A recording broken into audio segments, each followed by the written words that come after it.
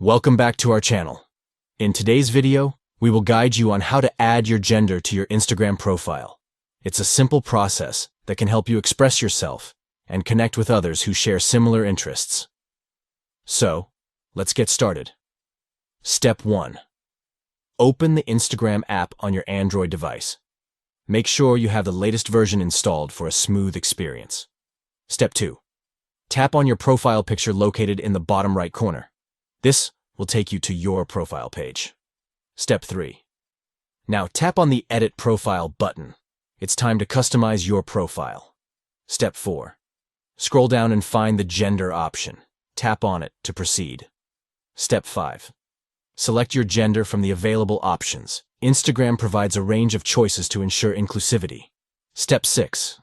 Once you've made your selection, tap the check icon to save your changes. And there you have it. You've successfully added your gender to your Instagram profile. It's a small but meaningful step towards personalizing your online presence. If you found this guide helpful, don't forget to give this video a thumbs up and subscribe to our channel for more useful tutorials. Feel free to leave any questions or suggestions in the comments below.